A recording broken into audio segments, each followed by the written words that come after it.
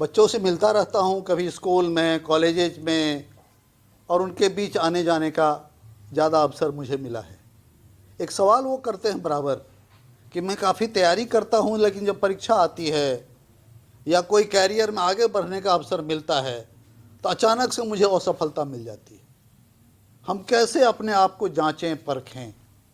एक सवाल ये है, और हम सबों के लिए है, बड़े लोगों के लिए भी, कि हम अपनी यात्रा को कैसे पहचानें कि हम ठीक रास्ते पर चल रहे हैं, कितनी गति हमने है, कितनी दूरी हमने तय की है। उसके लिए एक शब्द मैं हिंदी का चुनता हूँ, अवलोकन। अवलोकन का मतलब होता है ठीक से देखना। जैसे मैंने एक कहानी में सुनाया था आपको कि विश्वेश्वरैया ट्रेन के डब्बे में बैठे हुए थे और ट्रेन जो चल रही थी, रेलगाड़ी, उसकी आवाज़ पर उनका ध्यान था, और जब आवाज़ में बहुत व्यतिक्रम, टूट फूट होने लगी तो उन्होंने जंजीर खींचा और कहा कि आगे रेल की पटरी टूटी हुई है। उन्होंने रेल की पटरी नहीं देखी थी वहाँ 1 किलोमीटर आगे, लेकिन वो आवाज़ का अवलोकन इतनी गहराई से किया कि वो पकड़ पाए कि आगे पटरी टूटी हुई है। तो अवलोकन का मतलब है गहराई से चीज़ों को देखना। अब देखने के काम कई करते हैं, जैसे पक्षियाँ भी देखती हैं, चिड़िया जो आकाश में उड़ती रहती हैं झुंड में, अकेले में, वो भी चीज़ों को देखती हैं, कहाँ खाना मिलेगा, कहाँ पेड़ पौधे हैं। तो उसको हम विहंगावलोकन कहते हैं, विहंग के द्वारा देखा जाना। तो वो सरसरी तौर पर चीज़ों को देखती है चिड़िया, बहुत गहराई से नहीं देखती है। इसलिए जब हम सरसरी तौर पर कोई किताब उलटते हैं, अपने आप के बारे में सोचते हैं, तो उसको कहते हैं विहंगावलोकन हुआ यह। लेकिन सबसे अच्छा देखना होता है सिंहावलोकन, सिंह के द्वारा देखा जाना। अब यहाँ समझना पड़ेगा सिंह कैसे देखता है। सिंह के द्वारा सिंहनी जो है, उसकी माँ अपने बच्चों को प्रशिक्षण देती है शिकार करने की। आपने कहानियाँ पढ़ी होंगी, आजकल विभिन्न चैनल्स में आते भी हैं कि वह खाना नहीं खाने देती है जब तक तुम शिकार करके नहीं लाओगे, और उसको शिकार के ऊपर जंप करना सिखाती है। और सिंह जब एक बार जंप करता है तो पीछे मुड़ के देखता है कि हमने कितनी दूरी तय की है, और अगली बार मुझे इससे ज़्यादा ऊंचाई और लंबी छलांग लगानी है। इसी को कहते हैं सिंहावलोकन, सिंह के द्वारा देखा जाना। सिंहावलोकन में 2 बातें होती है। एक तो वो पिछली दूरी को देखता है कि हम यहाँ तक आए, कितनी दूरी हमने इस छलांग में लगाई, कितनी ऊंचाई हमने तय की, और इससे ज़्यादा आगे करना है। ऐसे जब हम अपने आप को रिव्यू करते हैं, अपने काम को देखते हैं, तो वह काम सिंहावलोकन कहलाता है। मैं बच्चों से या सभी लोगों से आग्रह करूंगा कि जब भी कोई कार्य आप अपने हाथ में लेते हैं, अपने कैरियर का हो, अपने जीवन का हो, अपने पढ़ाई का हो, अपनी क्षमताओं के विकास का हो, तो आप सिंहावलोकन करें कि हम वास्तव में कितनी दूरी तय की और कहाँ पहुँचे। उसके तरीके 2-3 हैं। पहला कि अब अवलोकन क्या करेंगे आप। कई बार ये निश्चय नहीं होता है कि क्या चीज़ हम देखें। तो मेरा मानना है कि सबसे पहली समीक्षा है स्वास्थ्य में उन्नति। प्रारंभिक समय में लोग स्वास्थ्य पर ध्यान नहीं देते, दिन रात जगे हुए हैं, बिना खाए पढ़े जा रहे हैं और बड़ी बीमारी के शिकार हो जाते हैं। इसके बाद उनको उपलब्धि भी काम नहीं आती, अच्छे पदों पर हैं, भयंकर बीमार हैं, रोगग्रस्त हैं। इसका मतलब वो बहुत सफल नहीं है, क्योंकि सफलता की पहचान केवल अच्छे पदों को प्राप्त करना, धन अर्जित करना नहीं है, अच्छा स्वास्थ्य भी होना चाहिए। तो मेरा पहला आग्रह होगा कि स्वास्थ्य में उन्नति। हम कुछ अभ्यास करें, योगाभ्यास करें, कुछ पैदल चलें, कुछ खेल खेलें, ताकि अपने स्वास्थ्य को बेहतर रखें और जो काम हम कर रहे हैं उसमें स्वास्थ्य मेरा सहयोगी हो। दूसरा है क्या, ज्ञान में उन्नति। हर दिन कुछ पढ़ना, जानना, जहाँ हम हैं उसको आगे ले जाना। नहीं तो जो कहता है मैं सब कुछ जानता हूँ, उसका विकास रुक जाता है। वह ऐसे गंदे नाले की तरह हो जाता है जहाँ पानी सड़ने लगता है। प्रवाहमान होना चाहिए नदियों की तरह, बार बार सीखना, बार बार समझना, बहस करना, चर्चा में शामिल होना और अपने आप को परिष्कृत करना, अपने को ज्ञान और जानकारी से लैस करना, ये दूसरी उन्नति है। और तीसरी उन्नति है जिस पर एकदम ध्यान हम लोग नहीं देते हैं, वो व्यवहार की समीक्षा। हमको गुस्सा क्यों इतना आता है? क्या वो कम नहीं हो सकता है? मैं इतना लालची क्यों हूँ? ये तो खुद को देखना पड़ेगा, कोई दूसरा नहीं बताएगा, क्योंकि ये हमारे भीतर के दुश्मन हैं। लालच, गुस्सा, क्रोध, दूसरे की आलोचना, नकारात्मक सोच, हर चीज़ में सोचना अरे हमको तबाह लोग कर रहा है। तो ये इस तरह की सोच जो है वो हमारे व्यवहार को बुरा करता है। तो हम अपने व्यवहार को बेहतर बनावें, व्यवहार से लोग मुझे जाने, कहें कि अरे वो तो बहुत अच्छा आदमी है, सबसे हंस के बात करते हैं, कोई भी समस्या ले जाओ उसका समाधान करने की कोशिश करते हैं। ऐसा व्यक्तिगत जीवन में भी होना चाहिए। तो ये व्यवहार में उन्नति हो। और अंतिम है, आर्थिक उन्नति भी आवश्यक है, क्योंकि अर्थ के बिना तो बहुत चीज़ें हो नहीं पाती हैं। तो ये चारों चीज़ों की समीक्षा हमें करनी पड़ेगी कि इन चारों मुद्दों पर, स्वास्थ्य के मुद्दे पर, ज्ञान के मुद्दे पर, अपने व्यवहार में अच्छाई को लेकर के और आर्थिक उन्नति को लेकर के हमने क्या किया, उसका हम सिंहावलोकन करें। और वह पीरियडिकल होना चाहिए। अचानक से आप करेंगे तो नहीं पता चलेगा, आप सुधार भी नहीं कर पाएंगे। तो उसके लिए आप दैनिक सोच सकते हैं कि आज दिन मेरा कैसा गुजरा। रात में आप सोच सकते हैं आज कितनी बार मैं नाराज़ हुआ, कितनी बार मैंने अच्छे काम किए, किसी की मैंने क्या मदद की, क्या मैंने परिश्रम किया, आज स्वास्थ्य के लिए क्या किया। यही काम साप्ताहिक हो सकता है, यही काम मासिक हो सकता है, यही काम वार्षिक हो सकता है। जब पीरियडिकल हम समीक्षा अपने आप की करेंगे तो निश्चित रूप से हमें पता होगा कि हम कहाँ तक पहुँचे और आगे मुझे कहाँ जाना है।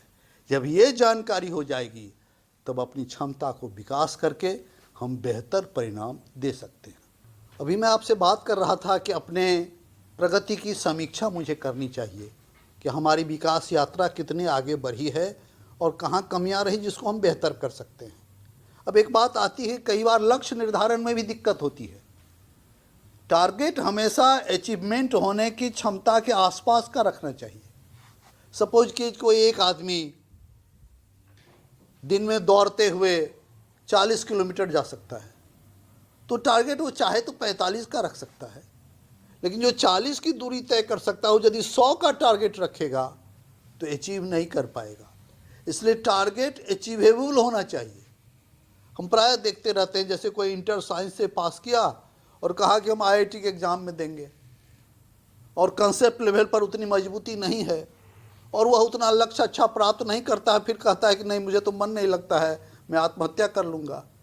ये बड़ा दुखद है। कोई पढ़ा लिखा आदमी इंसान आत्महत्या की सोचता है, इसका मतलब वो वास्तव में क्षमतावान नहीं है, उसके अपने आप में गलती है। उसको सोचना चाहिए कि हमने ऐसे लक्ष्य क्यों रखे। इस क्रम में मैं एक थ्योरी की बात कर रहा हूँ। बिहार के ही बिहार योग विद्यालय मुंगेर के परमाचार्य हैं स्वामी निरंजनानंद सरस्वती। उन्होंने बड़ा ही एक व्यावहारिक सिद्धांत दिया है जिसका नाम है स्वान थ्योरी। स्वान थ्योरी के माध्यम से वो बताते हैं कि लक्ष्य क्या रखना चाहिए। अब देखिए यहाँ स्वान थ्योरी में उन्होंने कहा, स्वान जो है वह 4 छोटे छोटे शब्दों से बना है। वह उसके एब्रिविएटेड वर्ड्स हैं। पहला है स्ट्रेंथ। हर आदमी को पता होना चाहिए कि मेरी ताकत क्या है। लिखने की क्षमता है, बोलने की क्षमता है, समझ मेरी अच्छी है, गणित मेरी अच्छी है, इंग्लिश में मैं अच्छा कर सकता हूँ। ऐसे ही व्यवहार को लेकर के, स्टेमिना को लेकर के। तो ये जो आपके स्ट्रेंथ है इसकी जानकारी आपको होनी चाहिए और इसको बढ़ाना चाहिए। तो पहली बात तो ये कि आपका स्ट्रेंथ क्या है, आपके व्यक्तित्व की, आपके पर्सनालिटी की, आपकी क्षमता क्या है, उसको जानना और उसमें विकास करने के हमें से काम करना। तो पहला ये दायित्व है हम लोगों का। दूसरा काम क्या है, ये स्वान का पहला एस हो गया। दूसरा है डब्लू, वीकनेसेज। हमें कमजोरियां क्या हैं। मुझे नींद बहुत आती है, मुझे गुस्सा बहुत आता है, छोटी ही घटना पर हम फ्रस्ट्रेशन में आ जाते हैं, टेंशन हो जाता है। ऐसा कुछ नहीं है, ये हमारे वीकनेसेज हैं। उसको हम कर सकते हैं कम। और हमारे यहाँ संस्कृत में कहा भी गया है कि 6 दोष जो हैं, निद्रा, तंद्रा, भयं, क्रोधा, आलस्यम, दीर्घसूत्रता, ये आदमी के भीतर रहने वाले दुश्मन हैं। इसको हम कम कर सकते हैं। और ये दोनों जुड़े हुए भी हैं। एक बात लोग नहीं समझते हैं, जैसे जैसे आप वीकनेस कम करेंगे स्ट्रेंथ आपका बढ़ेगा। वैसे ही जैसे आपका कोई बगीचा है, उसमें जैसे ही खर पतवार हटाएंगे, कांटीले तार हटाएंगे, फूल का पौधा विकसित होने लगेगा। तो स्ट्रेंथ का वीकनेस से संबंध है, वीकनेस का स्ट्रेंथ से संबंध है। जब आपका स्ट्रेंथ बढ़ेगा वीकनेस घटेगा। जब वीकनेसेज को आप कम करेंगे आपका स्ट्रेंथ आगे निकलेगा। तो इस बात को समझना पड़ेगा कि ये दोनों एक दूसरे से जुड़े हुए हैं। दूसरी बात क्या है, स्वान का एस और डब्ल्यू पर मैंने बात की। तीसरा शब्द है एम्बिशन, ए से आता है। हमारा लक्ष्य क्या है? प्रायः यहाँ हम गलती करते रहते हैं। लक्ष्य ऐसा रखते हैं जिसके प्राप्ति की क्षमता कई बार नहीं होती है। लक्ष्य अचीवेबल होना चाहिए। अब जैसे आपको यदि जाना है दिल्ली और कलकत्ते की ट्रेन में आप बैठेंगे, कितना भी पॉजिटिव थिंकिंग हो आपकी, आप नहीं पहुंच पाएंगे। उसके लिए दिल्ली वाली ट्रेन में बैठनी होगी। तो आपकी जो तैयारी है, आपकी जो मानसिकता है, आपकी जो क्षमता है, उसके आधार पर एम्बिशन होना चाहिए। अब क्या होता है आजकल अखबारों में लोग देखते हैं, सिनेमा में देखते हैं, एक रिक्शा चलाने वाला हीरो था, वो अचानक करोड़पति हो गया, फिर इतनी गाड़ियां हो गई, इतनी सुविधा हो गई, वो बहुत बड़ा आदमी हो गया। तो भाई कोई ख्वाहिश होता रहता है। कई बार सामान्य व्यक्ति भी किसी विशेष अवसर के कारण बहुत आगे निकल जाते हैं, लेकिन वो आम सिद्धांत नहीं है। आम सिद्धांत वही है कि हमारा एम्बिशन हमारी स्ट्रेंथ और वीकनेस के आधार पर बनता है। इसलिए जब भी हम एम्बिशन डिसाइड करें, यदि वास्तव में आप में साइंस में रुचि है, अच्छे से आपने इंटर साइंस किया है, आप थोड़ी सी मेहनत करके ज़रूर IIT में जा सकते हैं। लेकिन यदि कॉन्सेप्ट के लेवल पर आप पुअर हैं, कैलकुलेशन कमज़ोर है, मैथमेटिक्स समझ में नहीं आती है, तो हो सकता है आप इंग्लिश लें, उसमें ज़्यादा अच्छा करें। कई रास्ते हैं, एक ही तरीके से नहीं दुनिया आगे जाती है। आजकल तो हर क्षेत्र में एक से एक विशेषज्ञता प्राप्त किया हुआ आदमी आगे बढ़ता चला जाता है। और लास्ट है नीड्स। यहाँ हम खास करके विशेष बल देंगे कि हमारी ज़रूरत क्या है। ज़रूरत के अनुसार एम्बिशन तय करना चाहिए। उतनी ज़रूरत नहीं है पैसे की और उसके पीछे पागल बने हुए हैं। क्यों? जितनी ज़रूरत है उसके आसपास का आप लक्ष्य रखिए ना। मेरा काम 4-5 शर्ट से चल जाएगा, तो 20 शर्ट क्यों हम रखें, 4 जूते क्यों रखें? ऐसे ही जीवन में अन्य आवश्यकताओं को भी हम, जो ज़रूरत है वो ज़रूर होनी चाहिए। ज़रूर आप ज़रूरत के अनुसार भोजन, वस्त्र, आवास प्राप्त कीजिए, सुख और सुविधा प्राप्त कीजिए, लेकिन वो नेसेसिटी होनी चाहिए। केवल सपनों को हम ज़रूरत समझते हैं तो वहीं हम वास्तव में ऐसा एम्बिशन चुन लेते हैं जो हमारे लिए सफलतादायक नहीं होता है। तो मित्रों, मैं स्वान सिद्धांत जो स्वामी निरंजनानंद सरस्वती का दिया हुआ है, जिन्हें पद्म विभूषण भी भारत सरकार ने दिया, उनके द्वारा ये सिद्धांत दिया गया है। और उनका कहना है कि यदि इन वास्तविकताओं को सोच करके आदमी यदि अपना लक्ष्य निर्धारित करे, अपने ताकत को समझे, अपने कमजोरियों को कम करे, तो निश्चित रूप से वो सफल होगा और सुखी होगा। इसलिए मैं चाहता हूँ कि अंतिम इस सारी बातों का उद्देश्य यही है कि हर व्यक्ति अपनी क्षमताओं का अधिक से अधिक विकास करे। वह यह समझे कि हमें से अच्छे ही दिन नहीं आते, बुरे दिन भी आते हैं। तो वह विकट परिस्थितियों का सामना करने के लिए अपने आप को तैयार करे। और अंतिम बात, जीवन का उद्देश्य होता है सुख और शांति। इसी के माध्यम से हम अपने आप को ज़्यादा बेहतर बना सकते हैं और इस सब में तालमेल की आवश्यकता है। मुझे लगता है कि इन बातों पर आप गौर करेंगे और अपने जीवन में ऐसे बेहतरी के उपाय करेंगे ताकि आपको सुख भी मिले, आपको शांति भी मिले और आप ज़्यादा से ज़्यादा सफल हों। मेरी शुभकामना। नमस्कार।